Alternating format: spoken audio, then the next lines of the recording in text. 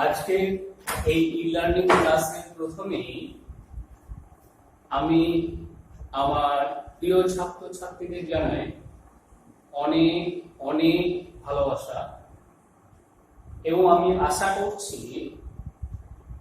আমার প্রিয় ছাত্রছাত্রীদের প্রত্যেকেই খুব ভালো আছে এবং তারা সুস্থ আছে। তা আজকে হঠাৎ আমাদের ই-লার্নিং ক্লাসে যে প্রয়োজন হলো, কারণ সেটা তোমাদের প্রত্যেকেরই জানা যে করোনা ডিজিজ, যেটা কোভিড-19 ভাইরাস দ্বারা সৃষ্ট, সে সম্পর্কে তোমরা অনেক জানো, কাজে আমি সব সম্পর্কে বলছি না। কিন্তু ওই রোগে আক্রান্ত হওয়ার জন্য আজকে আমাদের সারা ভারতবর্ষ তথা সারা বিশ্ব স্তব্ধ হয়ে গেছে, যে কারণে আজকে আমরা তোমাদের থেকে অনেক দূরে, আমি আমার নিজ বাড়িতে আছি আর তোমরা তোমাদের বাড়িতে আছো, কারণ এই মারণ ভাইরাস থেকে আমরা যাতে করে সকলে সুস্থ থাকতে পারি। তা এর জন্য আমি তোমাদের কয়েকটা কথা বলছি। প্রথমত, আমাদের প্রত্যেকে সতর্ক থাকতে হবে এই ভাইরাস থেকে, কারণ আমরা যদি সতর্ক না থাকি ওই আক্রান্ত রোগীদের সংস্পর্শে এলে আমরা আক্রান্ত হব। তাই প্রথম হচ্ছে আমাদের প্রত্যেককে কিন্তু সতর্ক থাকতে হবে। এক নম্বর হচ্ছে আমাদের সতর্ক থাকতে হবে। 2 নম্বর হচ্ছে তোমরা আমার ছাত্রছাত্রীরা প্রত্যেকে পরিষ্কার পরিচ্ছন্ন থাকবে, অর্থাৎ যখন কোনো প্রয়োজনে বাইরে যাবে, বাইরে থেকে যখন বাড়িতে ঢুকবে, জুতো থেকে পোশাক সমস্ত পরিষ্কার রাখবে। তাহলে দ্বিতীয় হচ্ছে আমাদের প্রত্যেকে পরিষ্কার থাকতে হবে, তাতে বাইরে থেকে ভিতরে ঢুকলে বা যখন আমরা খাবার দাবার অর্থাৎ আমরা খেতে যাব, পরিষ্কার পরিচ্ছন্ন করবো। অর্থাৎ যে কোনো সময় আমরা যখন হাত ব্যবহার করবো খাবার দাবার বা শৌচকর্মে, খাওয়ার আগে বা ওই কার্যের আগে এবং পরে দুটো সময় আমরা পরিষ্কার। 3 নম্বর আমাদের খেয়াল রাখতে হবে যে আমরা এই মারণ ভাইরাস থেকে রক্ষা পেতে আমরা একটা সামাজিক দূরত্ব বজায় রাখি। এবং সামাজিক দূরত্ব কোনটা? না, আমাদের সমাজে যে সকল মানুষরা এই রোগে আক্রান্ত তাদের থেকে দূরত্ব। তার মানে এই না আমি বাড়ির লোকেদের থেকে দূরত্ব, কিন্তু হ্যাঁ, বাড়ির লোকের থেকেও দূরত্ব থাকতে হবে। কখন? আমার বাড়ির কেউ আক্রান্ত হয়েছে, তখন কিন্তু তার থেকে দূরত্ব থাকবে। এখন এই দূরত্বে থাকার জন্য আমাদের আজকে ক্লাসগুলোকে কি করতে হয়েছে?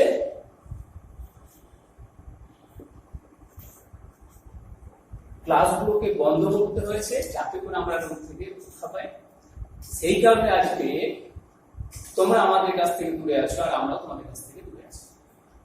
কিন্তু দূরে থাকলে আমরা শুধু নিজেদেরকে সুস্থ রাখবো, আমাদের অস্তিত্ব টিকিয়ে রাখলাম আগামী দিনের ভবিষ্যৎ তোমাদেরকে তোমাদের কাঙ্ক্ষিত পঠন পাঠনের মানে পৌঁছাতে হবে। কারণ যে সকল স্টুডেন্টরা সতর্কবান তারা কিন্তু প্রতিনিয়ত পঠন পাঠনের সঙ্গে যুক্ত আছে, কিন্তু আমরা আমাদের শিক্ষক কুল তোমাদের আশঙ্কা করছে হয়তো তোমরা পঠন পাঠনের মধ্যে থাকছো না, বিভিন্ন গল্প গুজবের মধ্যে, বা তোমরা সহযোগিতা না পাওয়ার জন্য ঠিক করতে পারছো না। সেই প্রয়োজনে আজকে আমাদের ই-লার্নিং এর ব্যবস্থা আমাদের সহকর্মীরা করেছে। তা সেই কারণে আজকে এরকম একটা ডেড ক্লাস, মানে যেখানে আমার সামনে কোনো ছাত্রছাত্রী নেই, অর্থাৎ আমার কাছে এই ক্লাসটা কিন্তু একটা মৃত ক্লাস। কারণ আমি আমার প্রিয় ছাত্রছাত্রীদের মুখগুলো দেখতে পাচ্ছি, দুষ্ট মিষ্টি মুখগুলো, যারা খুব আমাকে বিরক্ত করে, তারা খুনসুটি করে, তবু ভালো লাগে। তার মানে আমার সেই ক্লাসটা মুখরিত থাকে, মানে সজীব থাকে। কিন্তু যাই হোক, তাদের সাথে আমাদের এই ই-লার্নিং ক্লাস করব। তা আমি আজকে তোমাদের কি করব না, আমি করব ক্লাস 10 এ। আমি ক্লাস ট্রেনের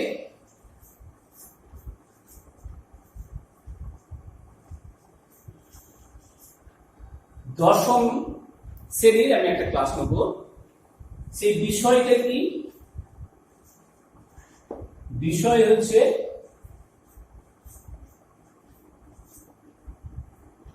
হচ্ছে গণিত। এই গণিতের অলরেডি আমাদের সমস্যা শুরু করেছেন। আমরা ঠিক করেছি আমরা দুজন বা আমরা চারজনে মিলিয়ে মিশিয়ে দেবো। তা আমি আজকে দশম শ্রেণীর জ্যামিতি করাবো। সেই জ্যামিতি কি করাবো না, আমাদের শুভ স্যার 41 উপপাদ্যে করিয়েছে যে কোন বৃত্তের বহিস্থ বিন্দু থেকে যে দুটো স্পর্শক অঙ্কন করা যায় তাদের দৈর্ঘ্য সমান এবং তারা কেন্দ্রে সমান কোণ করে। তার আগে 40 আমাদের কি উপপাদ্য ছিল না, একটা বৃত্ত, এই বৃত্তে যদি কোন একটা স্পর্শক অঙ্কন করা হয়, এই স্পর্শকের সঙ্গে স্পর্শ বিন্দুগামী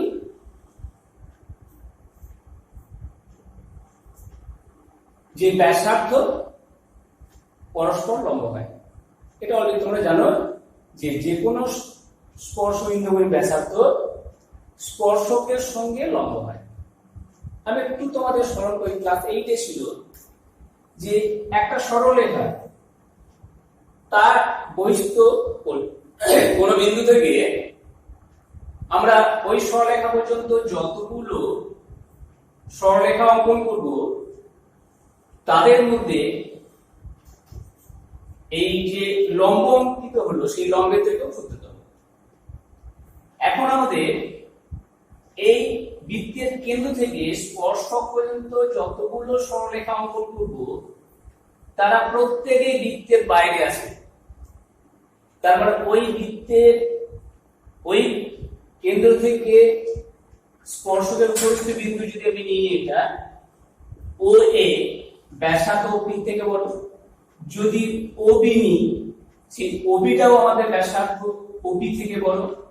আবার যদি ওসি নিই, সেই ওসিটাও কিন্তু ব্যাসার্ধ ওপি থেকে বড়। কেন বড় না, আমাদের এই সি বিন্দুটার পরিধি অতিক্রম করে আমাদের এই স্পর্শকের উপরে অবস্থিত। তার মানে যেহেতু ওসিটা ব্যাসার্ধকে অতিক্রম করেছে এই বিন্দু থেকে, তার মানে ব্যাসার্ধ থেকে বড়। একইভাবে ওবিটা যখন পরিধিকে এখান থেকে বেরিয়ে গেছে, তার মানে এই জায়গায় এতটা বড়। তাহলে এদের মধ্যে সব থেকে ছোট কে? এইটা। তাহলে যেহেতু সব থেকে ছোট, তাহলে ওই ওপিটাই কি হবে আমাদের পিএস এর উপরে লম্ব হবে। ক্লাস 40 আমাদের 40 উপপাদ্য ছিল। তা আজকে আমি যেটা করব 42 এর উপপাদ্য। সেই 42 এর উপপাদ্যটা কি আছে না, উপপাদ্য 42 এ আছে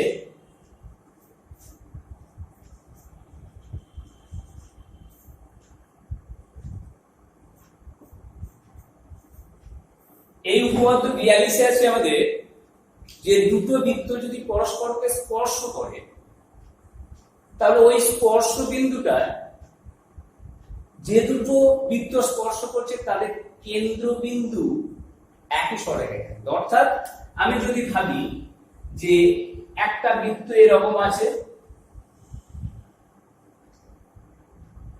এ কেন্দ্রীয় বৃত্ত, আর একটা বৃত্ত ধরিয়ে নিই বি কেন্দ্রীয় বৃত্ত। তাহলে এ আর বি কেন্দ্রীয় দুটো বৃত্ত আমি ধরে নিচ্ছি এই পি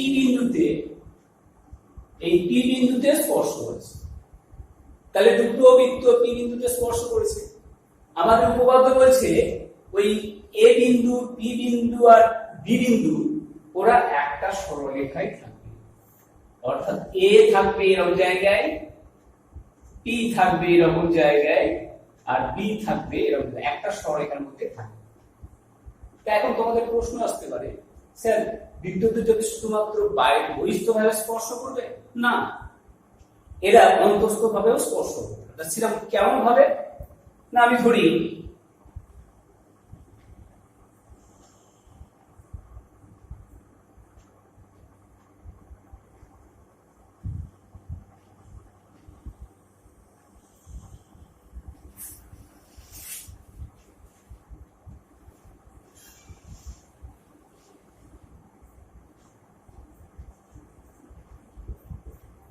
আমি ভাবতে পারি এ কেন্দ্রীয় বৃত্ত অর্থাৎ বড় বৃত্তটা আর বি কেন্দ্রীয় বৃত্ত ছোট বৃত্তটা পরস্পর পি বিন্দুতে অন্তস্থভাবে স্পর্শ করেছে। তাহলে এখানে আমরা কি প্রমাণ করব? এক্ষেত্রে প্রমাণ করব এ পি ও বি সমরেখ, বা আমরা বলতে পারি এখানে এ বি ও পি সমরেখ। তাহলে এটা আজকে আমাদের প্রমাণের বিষয়। তাহলে আমাদের মনে করে দিচ্ছি এ ও বি কেন্দ্রীয় দুটি বৃত্ত পরস্পরকে পি বিন্দুতে স্পর্শ করেছে।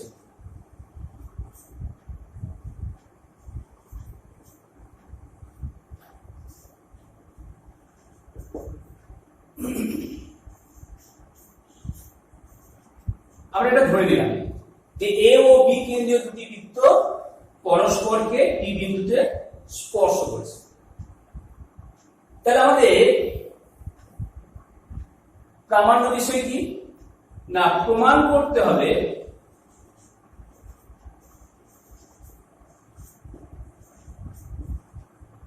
A P O B সমরেখ। এটা আমাদের প্রামাণ্য বিষয়। তাহলে প্রমাণ করতে হবে আমাকে এপিবি সমরেখ। তাহলে আমাদের জ্যামিতি যখনই প্রমাণ করতে যায় তখন কিছু কাজ করতে হয়, অঙ্কন করতে হয় প্রয়োজন হলে। যে ছবিটা রয়েছে সেই ছবিতে যদি প্রমাণ করতে পারি তার অঙ্কনের প্রয়োজন নেই, এটা কম্পালসারি নয়। যদি মনে হয় যে ছবিটা আঁকা রয়েছে তাতে করে আমার প্রমাণ করা যাবে না, তার জন্য আমার জ্যামিতিক যে প্রপার্টি গুলো মেনটেন করে আমি কিছু অঙ্কন করতে পারি, তাহলে সেটাকে আমরা অঙ্কন করি। তাহলে এর অঙ্কন কি করব?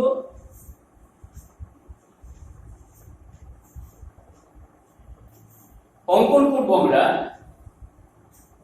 এপি এবং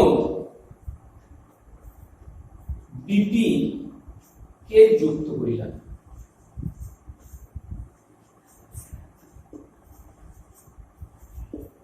তাহলে আমি এপি আর বিপি যোগ করলাম।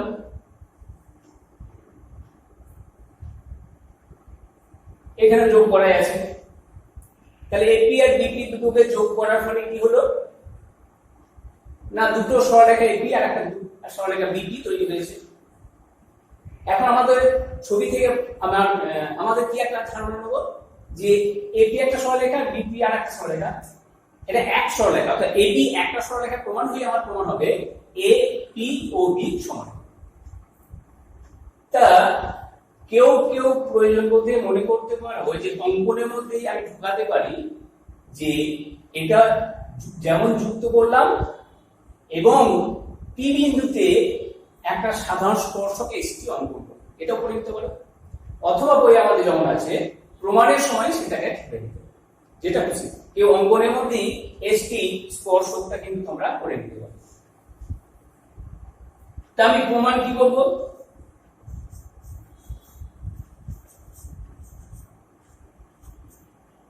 প্রমাণে যেহেতু পুরোটা আমরা লিখতে পারছি না, আমি সংক্ষেপে বেরিয়ে লিখছি প্রমাণটা। যেহেতু এ এবং বি কেন্দ্রীয় বৃত্ত পরস্পর পি বিন্দুতে স্পর্শ করেছে, সুতরাং স্পর্শ বিন্দু পি তে এ এবং বি দুটো বৃত্তেরই একটি সাধারণ স্পর্শক থাকবে। যেহেতু এ এবং বি কেন্দ্রীয় বৃত্তে বৃত্ত দুটি পি বিন্দুতে স্পর্শ করেছে, সুতরাং পি বিন্দুতে দুটো বৃত্তরই একটা স্পর্শক এসটি থাকবে। তাহলে আমি মনে করি লিখব যেহেতু এ ও বি কেন্দ্রীয় বৃত্ত দুটি পি বিন্দুতে স্পর্শ করেছে,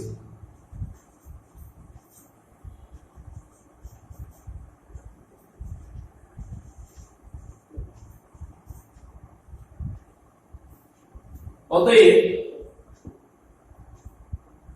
পি বিন্দুতে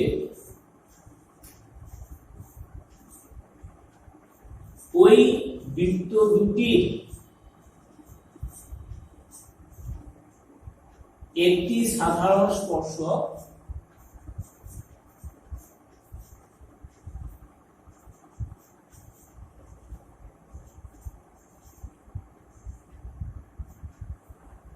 থাকবে।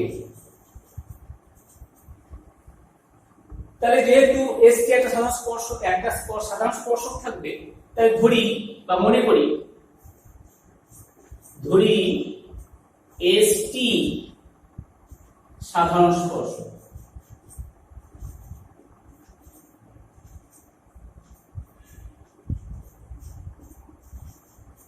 তাহলে এসটি সাধারণ স্পর্শক হয়ে গেল।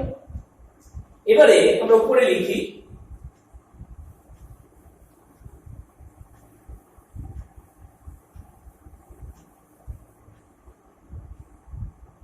যেহেতু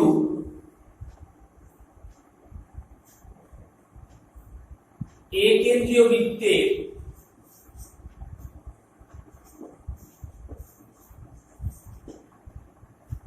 এসটি স্পর্শক এবং পি এ স্পর্শ বিন্দুগামী ব্যাসার্ধ, অতএব সঙ্গে সঙ্গে আমি একটা সিদ্ধান্ত নিতে পারবো যে এপি লম্ব এসটি, এটা আমার একটা কন্ডিশন পেলাম। আবার একইভাবে যেহেতু বি কেন্দ্রীয় বৃত্তের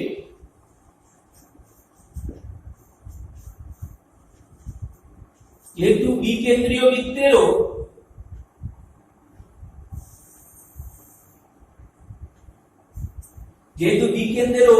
কেন্দ্রীয় বৃত্তেরও এসটি স্পর্শক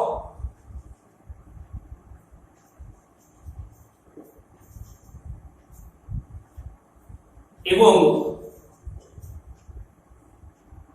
বিপি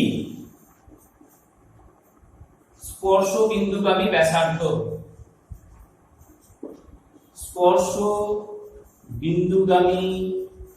ব্যাসার্ধ,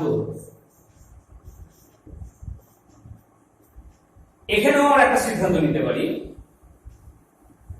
কি সিদ্ধান্ত নেব? যে অতএব বিপি লম্ব এসটি। তাহলে এটাকে আমি 2 নম্বর কন্ডিশন লিখতে পারি।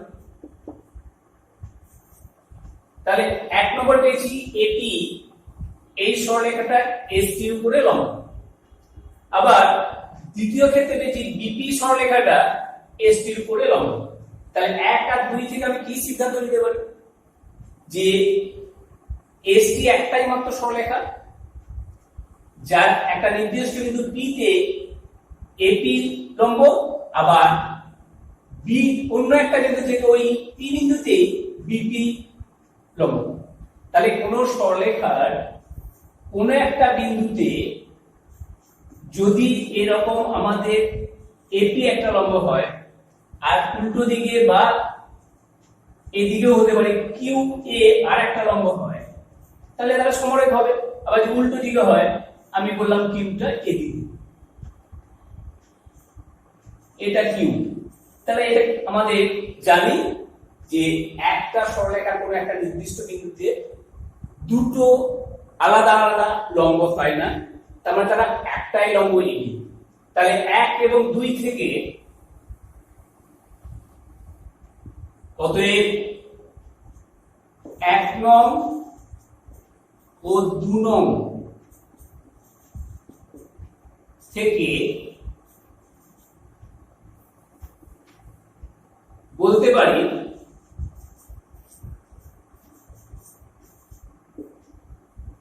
এক নং এবং 2 নং থেকে আমরা বলতে পারি যে এপি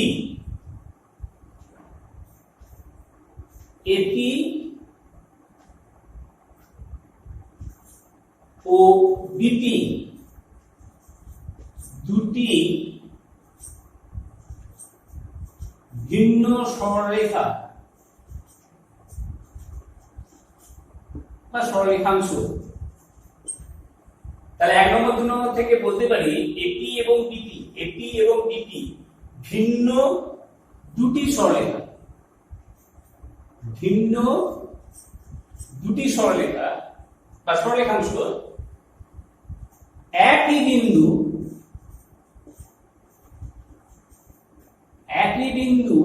P তে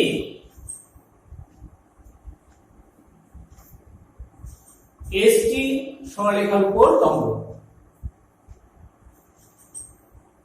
সরলরেখার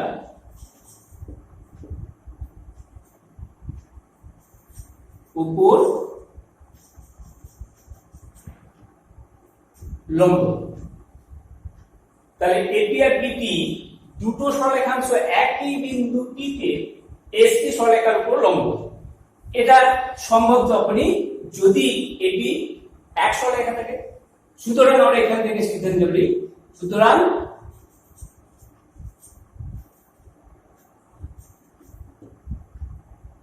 এবি একটি মাত্র সরলরেখা, একটি মাত্র সরল রেখাংশ। অতএব এ পি ও বি সমরেখ। তাহলে বুঝতে পেরেছো? তাহলে আজকের উপপাদ্য আমাদের এই। যদি বুঝতে না পারো, ই-লার্নিং এ তোমাদের সুবিধা হচ্ছে যে তোমরা এটাকে আবার রিপ্লে করে পুনরায় যেখানে বুঝতে পারছো না আবার দেখে নেবে। তা আজকে আমরা এটাই রাখলাম।